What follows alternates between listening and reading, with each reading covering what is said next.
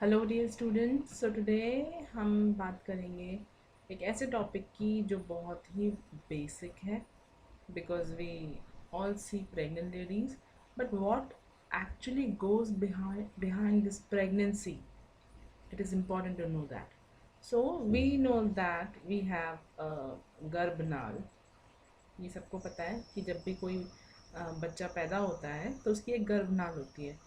ये गर्भनाल एक्चुअल में जुड़ी किस चीज़ से होती है, तो ये आपको पता होना चाहिए कि ये मदर के गर्भ, जो कि यूट्रस है, उससे जुड़ी होती है। और वो जो अटैचमेंट पॉइंट है, this this attachment point is placenta. तो ये जानने की ज़रूरत है कि ये जो प्लेसेंटा है, this is the attachment point between this baby and the mother's uterus.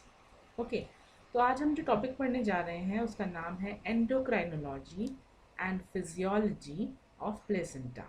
तो प्लेसेंटा आपको समझ में आ गया, ये एक अटैचमेंट पॉइंट है between the baby and mother. ये बहुत ही बेसिक लेमन लैंग्वेज में हम बात कर रहे हैं। अच्छा, अब बात करें अगर एंडोक्राइनोलॉजी की, तो ये शब्द का मतलब है कि हम इसमें इस टॉपिक में हॉर्मोन्स की भी बात करेंगे, because hormones deals with endocrinology. और बात करें अगर फिजियोलॉजी की, इसका मतलब फंक्शनल एस्पेक्ट क्या है इस प्लेसेंटा का। ओके, तो अपन अगर देखें कि ये है हमारा अच्छा खासा uterus, this is the fallopian tube, this is ovary, ये जो येलो है ये ओवरी है, ये आपका यूट्रस है, ये आपका बेबी है जो डेवलप हो रहा है यूट्रस के अंदर। And this is the umbilical cord. ठीक है, ये ब्लू वाला अम्बिलिकल कॉर्ड है। और अम्बिलिकल कॉर्ड यूट्रस से कैसे जुड़ा हुआ है, तो ये प्लेसेंटा से जुड़ा हुआ है। इसी प्लेसेंटा की बात हमें करनी है। So what is placenta? अगर इसकी डेफिनेशन देखें तो it is a transient attachment, मतलब ये एक अस्थाई, केवल प्रेगनेंसी में ही डेवलप होता है, अदरवाइज ये नहीं होता। ठीक है ना। It is a transient attachment, और एक ये एंडोक्राइन ऑर्गन है बिकॉज इट सिक्रीट्स हार्मोन, वो हम आगे पढ़ेंगे। So it is a transient attachment that develops during pregnancy, केवल प्रेगनेंसी के दौरान बनेगा, बिटवीन फीटस एंड मदर। जो मैं बेबी बोल रही हूँ, एक्चुअल में हम साइंस की टर्मिनोलॉजी में इसे फीटस कहते हैं। तो फीटस डेवलप कैसे होता है? We have our sperm and the ova. जब ये फ्यूज होते हैं तो जायगोट बनता है। जायगोट जब आगे एम्ब्रियोजेनेसिस करता है तो it goes to morula stage, then it goes to blastocyst stage.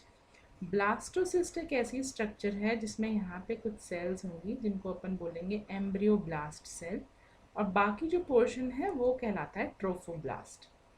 Embryoblast ही आपका प्रॉपर एम्ब्रियो, या कह लीजिए आप बेबी बनाएगा, जिसे अपन फीटस बोलते हैं।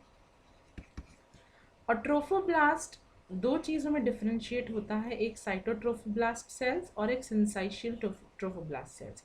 ये दोनों सेल्स मिलके, ये जो लेयर्स हैं ये मिलके फीटल कंपोनेंट बनाती हैं प्लेसेंटा का। मतलब प्लेसेंटा का जो फीटस वाला कंट्रीब्यूशन है वो आता है साइटोट्रोफोब्लास्ट और सिंसाइशियोट्रोफोब्लास्ट से।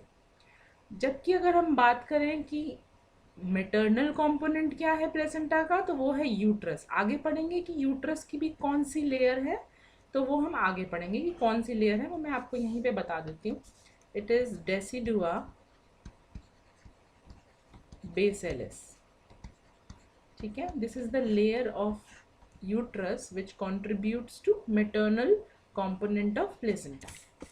नेक्स्ट बात करते हैं हम, अगर इसका इंटरनल स्ट्रक्चर देखें, तो इंटरनल स्ट्रक्चर में आप इसको देख सकते हैं कि देखिए ये तो वही आपकी गर्भनाल हो गई, and this is the placenta. इसका सेक्शन काट के देखा तो हमें समझ में आया कि कुछ पोर्शन हैं फीटस के जो डायरेक्ट मदर के यूट्रस में ऐसे धसे हुए हैं, इनको बोलते हैं कोरियोनिक विलाय। ठीक है, ये जो पोर्शन है जो अंदर मदर के यूट्रस तक एकदम घुस गया है उसको अपन बोलते हैं कोरियोनिक विलाय।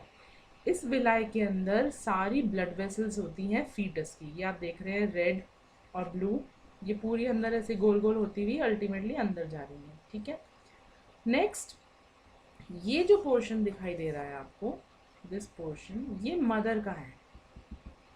मदर का कौन सा पोर्शन है? डेसिडुआ बेसिलिस। एंडोमेट्रियम हम किसे बोलते हैं? यूट्रस को ही बोलते हैं, ठीक है। और यूट्रस का कौन सा पार्ट है अपन जिसकी बात कर रहे हैं? डेसिडुआ बेसिलिस। ये भी इसके कांटेक्ट में आने की कोशिश करता है, तो ये भी अंदर की तरफ थोड़ा धंसने लगता है।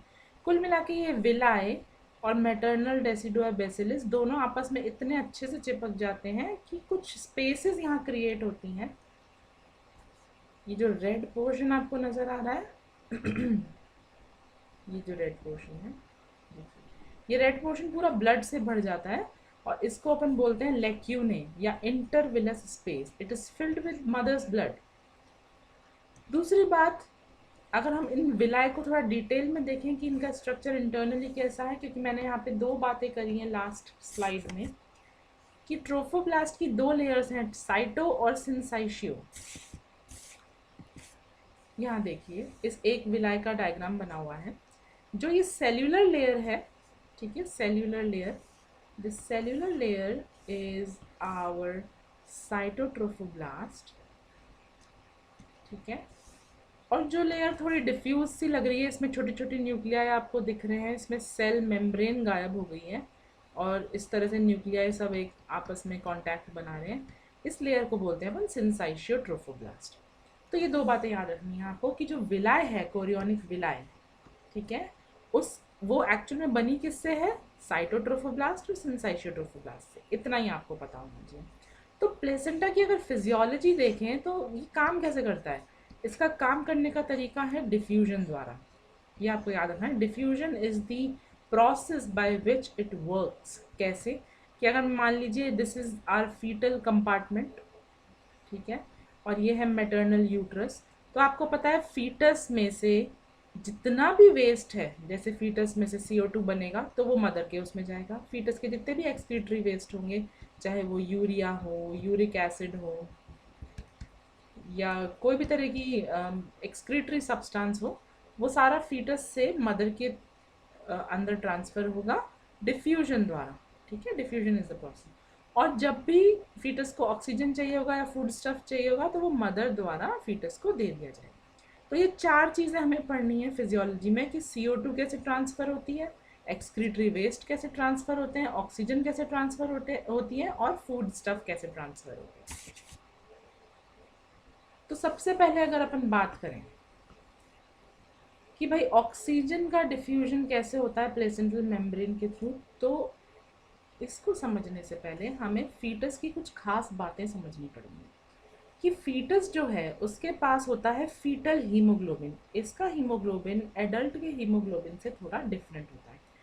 तो अगर मैं बात करूं एडल्ट का हीमोग्लोबिन और फीटल का हीमोग्लोबिन, तो दे बोथ आर डिफरेंट। दूसरी चीज़, फीटस के पास जो हीमोग्लोबिन है RBC के अंदर, वो 50% ज़्यादा कॉन्सेंट्रेशन होता है।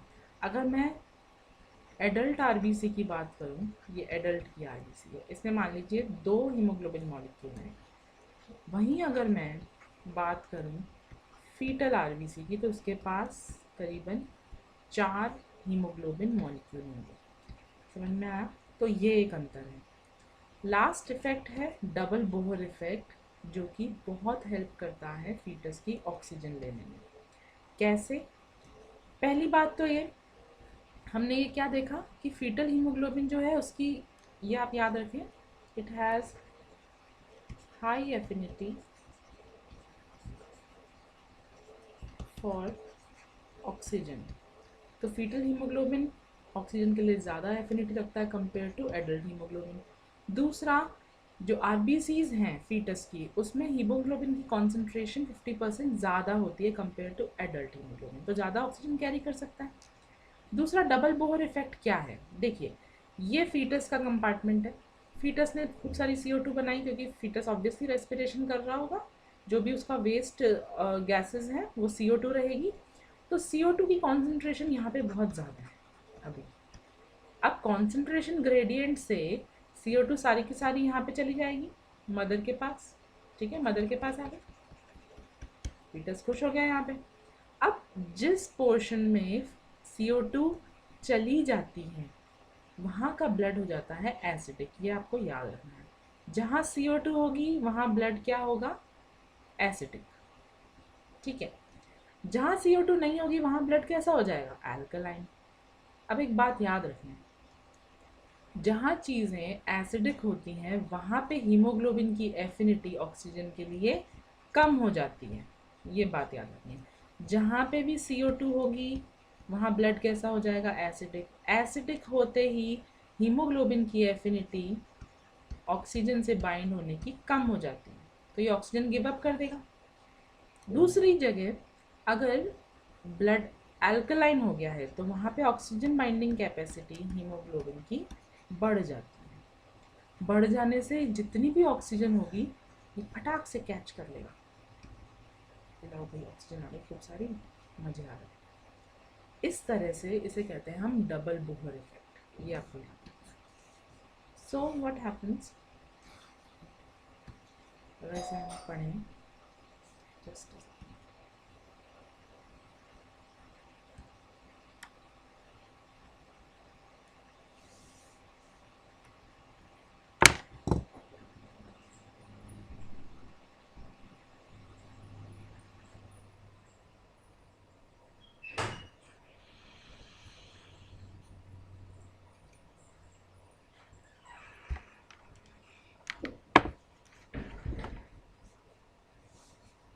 इसे अगर हम पढ़ें तो these changes causes the capacity of fetal blood to combine with oxygen to increase and that of mother's blood to decrease. समझ में आया आपको? इसका मतलब ये है कि जो ये डबल बोहर इफेक्ट हुआ है इसमें oxygen binding capacity fetal haemoglobin की तो बढ़ जाती है एज कम्पेयर टू मदर का हीमोग्लोबिन जिसकी एफिनिटी ऑक्सीजन के लिए कम हो जाती है। तो ये तरीका है ऑक्सीजन के डिफ्यूजन का, ये बात याद है। नेक्स्ट अगर बात करें डिफ्यूजन ऑफ CO2 कि CO2 कैसे डिफ्यूज होती है, 2 पॉइंट्स याद रखने हैं। पहला, जो पार्शियल प्रेशर CO2 का होता है फीटल ब्लड में वो अक्सर 2 से 3 मिलीग्राम Hg ज़्यादा होता है कंपेयर टू मैटरनल ब्लड। इसका मतलब अगर ये फीटल कंपार्टमेंट है और एक ये मैटरनल कंपार्टमेंट है तो यहाँ पे जो PCO2 है वो 2 to 3 mm Hg ज़्यादा होता है, तो ये आराम से डिफ्यूज़ हो सकती है क्योंकि यहाँ पे प्रेशर ज़्यादा है। गैसेस का यही रहता है कि जहाँ पार्शियल प्रेशर ज़्यादा होगा वहाँ से गैस कम पार्शियल प्रेशर वाली जगह पे ट्रांसफ़र हो जाएगी। नेक्स्ट, सॉल्युबिलिटी जो CO2 की है प्लेसेंटल मेम्ब्रेन में, ये प्लेसेंटल मेम्ब्रेन है, ये 20 गुना ज़्यादा होती है कंपेयर टू ऑक्सीजन। तो CO2 ईजिली आराम से यहाँ पे सॉल्युबल होके डिफ्यूज़ हो जाती है। ओके,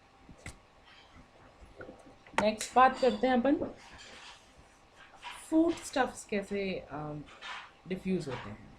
ठीक है, तो फूड स्टफ में हमें 3 चीज़ें याद रखनी है। एक तो हमें ग्लूकोज चाहिए, एक हमें भाई ग्लूकोज कभी कम पड़ जाए तो फैटी एसिड्स भी चाहिए, कीटोन बॉडीज़ भी बनती हैं, कुछ आयंस भी हैं। ये सारी की सारी चीज़ें हमें हमारे फीटस के पास चाहिए। ये हमारा फीटस बैठा है चुपचाप, ठीक है। सो ग्लूकोज का जो ट्रांसफ़र है it occurs by facilitated diffusion. मतलब कोई आप ऐसे समझ सकते हैं कि एक कोई कैरियर मॉलिक्यूल है, ये कैरियर मॉलिक्यूल ये ग्लूकोज को पकड़ता है और उसको नीचे सेल के अंदर ट्रांसफ़र कर देता है, ठीक है। So the glucose is used up as much as the glucose required by whole mother body. मतलब जितना ग्लूकोज फीटस को चाहिए उतना तो पूरा का पूरा मदर की बॉडी को चाहिए होता है। आप समझ रहे हैं? अगर मान लीजिए मैं एग्जांपल के लिए बोलूँ कि 20 kgs ऑफ ग्लूकोज इस मदर को चाहिए पूरे एक दिन के लिए, इतना ही 20 kg बच्चे को चाहिए। तो ये बहुत अजीब सी बात है कि फीटस, क्योंकि ऑब्वियसली ये बहुत ग्रो कर रहा है तेज़ी से तो इसको ज़्यादा ग्लूकोज चाहिए होगा। Next we have ketone bodies, potassium ions, chloride ions, sodium ions and fatty acid जो कि मदर के ब्लड से डायरेक्ट ट्रांसफ़र हो जाते हैं। नेक्स्ट बात करें अगर हम कि वेस्ट प्रोडक्ट्स कैसे एक्सक्रीट आउट होते हैं, तो आपको पता है कि फीटस बहुत सारी एक्सक्रीशन प्रोडक्ट्स भी बना रहा है, जैसे कि यूरिया, यूरिक एसिड, क्रिएटिनिन। ये सब मदर के ब्लड में डिफ्यूज़ हो जाते हैं क्योंकि यहाँ पे इसका कॉन्सेंट्रेशन ग्रेडियंट रहता है।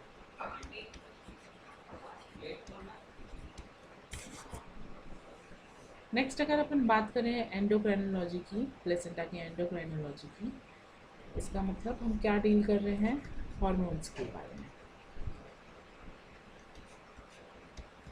ठीक है, सबसे पहला हार्मोन आपको जो याद रखना है वो है HCG। HCG का फुल फॉर्म है ह्यूमन कोरियोनिक गोनाडोट्रोपिन हार्मोन। ये रिलीज होता है प्लेसेंटा से। इसकी खास बात अगर हम देखें, HCG एक ग्लाइकोप्रोटीन है, इसका मॉलिक्यूलर वेट 39,000 डाल्टन है। HCG का जो फंक्शन है वो पिट्यूटरी ग्लैंड के ल्यूटिनाइजिंग हार्मोन जैसा ही है। LH is what? Luteinizing hormone. ठीक है, तो प्लेसेंटा का HCG जो हम बात कर रहे हैं यहाँ पे, it function similar to luteinizing hormone of pituitary gland. कैसे? एक तो इसका जो स्ट्रक्चर है वो सिमिलर है, इसलिए इसका फंक्शन भी काफ़ी सिमिलर है। इसका काम क्या है, इसका फंक्शन अगर हम देखें तो इसका फंक्शन है it maintains the corpus luteum throughout pregnancy in the ovary. Corpus luteum कहाँ पे बनता है? ओवरी में। यूजुअली क्या होता है कि हर मंथ जो मेंस्ट्रुअल साइकिल होती है, आपको पता है कि 1 to 28 डेज इसका पीरियड रहता है। ठीक है, इसमें क्या होता है, 28th डे पे आते आते कॉर्पस लूटियम बिल्कुल डीजनरेट हो जाता है। ठीक है, तो does what, it maintains this corpus luteum throughout 9 months. Sorry, 9 months नहीं रहता है, ये केवल रहता है till 17th week.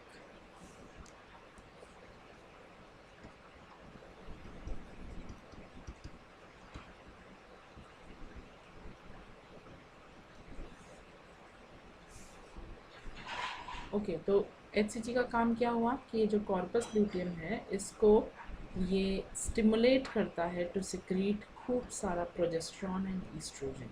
हमें क्यों चाहिए प्रोजेस्ट्रॉन और ईस्ट्रोजन? सो दैट यूट्रस का जो स्ट्रेंथ है और उसका जो आप ये कह सकते हैं कि जो फीटस को होल्ड करने की पावर है वो बनी रहे, इसलिए हमें प्रोजेस्ट्रॉन ईस्ट्रोजन चाहिए होता है। तो HCG कब तक कॉर्पस लूटियम को बोलता है कि भाई 17th वीक तक आप अच्छी तरह सिक्रीट करिए प्रोजेस्ट्रॉन ईस्ट्रोजन, उसके बाद हम संभाल लेंगे खुद। कैसे कि इसके बाद प्लेसेंटा खुद अच्छा खासा प्रोजेस्ट्रॉन और ईस्ट्रोजन सिक्रीट करता है। और कौन सी लेयर है प्लेसेंटा की? सिंसाइशियल ट्रोफोब्लास्ट, जो ये हार्मोन सिक्रीट करती है। सो आपको समझ में आ गया HCG का काम क्या हुआ? कॉर्पस ल्यूटियम को स्टिमुलेट करना, मेंटेन करके रखना, कब तक? 17th वीक तक, for secreting progesterone and oestrogen. उसके बाद खुद प्लेसेंटा अपने प्रोजेस्ट्रॉन ईस्ट्रोजन बना लेता है, पर 17th वीक तक हमें HCG का फंक्शन चाहिए होता है। नेक्स्ट, HCG का काम एक और है, मेल बेबी में इसका काफ़ी इम्पोर्टेंस है। कैसे कि भाई HCG ICSH जैसा भी फंक्शन रखता है। What is ICSH? It is interstitial cell stimulating hormone. ठीक है, तो इसका फंक्शन HCG का ICSH जैसा भी है और ये काम करता है मेल फीटस के टेस्टिस पे। कैसे कि भाई HCG टेस्टिस को स्टिमुलेट करता है टू सिक्रीट टेस्टोस्टेरोन। कब तक? जब तक बेबी का बर्थ नहीं हो जाए। तो बेबी जब मेल बेबी पेट में जब रहता है, गर्भ में रहता है, सॉरी पेट में नहीं होता, गर्भ में होता है, इस तरह से बोलिए, तब तक उसमें टेस्टोस्टेरोन सिक्रीट होता है सो दैट जो मेल बेबी है उसके स्क्रोटम और पेनिस डेवलप हो सके, और साथ ही साथ उसकी टेस्टिस जो अभी पेरिटोनियम में होती हैं, अंदर बॉडी कैविटी में होती हैं, वो उसके स्क्रोटम में आ सके। ठीक है, ये दो फंक्शन रहते हैं टेस्टोस्टेरोन के। कब तक? बर्थ तक। बर्थ होने के बाद बात अलग है। टेस्टोस्टेरोन बर्थ के दौरान जब जो बेबी फीटस में है, सॉरी यूट्रस में है, तब तक क्या करता है कि ये मेल बेबी का पेनिस और स्क्रोटम डेवलप करेगा, साथ ही साथ इसकी टेस्टिस को स्क्रोटम में भेजेगा, which is called descend, DESCEND, descend of testis. ठीक है, नेक्स्ट हार्मोन की बात करें तो वो है प्यारा सा ईस्ट्रोजन। ईस्ट्रोजन का काम है यूट्रस का एनलार्जमेंट, और the enlargement of mother's uterus, enlargement of mother's breast. Breast जब कोई बेबी प्रेगनेंसी के दौरान फीटस जब आपके यूट्रस में होता है, तब मदर के ब्रेस्ट में जो डेवलपमेंट होता है कि ब्रेस्ट का साइज भी बढ़ता है। Why? Because there are more secretory milk sacs। ठीक है, निपल का साइज भी बढ़ेगा क्योंकि आपको अल्टीमेटली फीड करना है बेबी को। तो ये दो काम होते हैं। तीसरा काम है enlargement of mother's female external genitalia. ये भी जो मदर के एक्सटर्नल जेनिटेलिया है उसमें भी थोड़ा एनलार्जमेंट होता है। साथ ही साथ ये जो मदर का, आप ये समझ सकते हैं, जो प्यूबिक सिम्फाइसिस वाला एरिया है जहाँ से बेबी बाहर आएगा, उसको ये रिलैक्स करता है सो दैट इजी डिलीवरी हो सके। ठीक है, तो it relaxes pelvic ligament of mother. Pelvic portion कहाँ कौन सा होता है? जहाँ से बेबी डिलीवर होगा। So it relaxes those ligament for easy passage during delivery. Next बात करें अगर प्रोजेस्ट्रॉन की, तो हम इन सब पढ़ते हैं इन पॉइंट्स को। ये 3 इसके फंक्शन हैं प्रोजेस्ट्रॉन के। First is it causes the decidual cells. Decidual cells कौन सी हैं? यूट्रस की वो लाइनिंग जो प्लेसेंटा में कंट्रीब्यूट करती हैं, तो ये डेसिडुअल सेल्स को डेवलप करता है। ठीक है, जो मैंने बात करी थी आपसे डेसिडुआ बेसिलस की।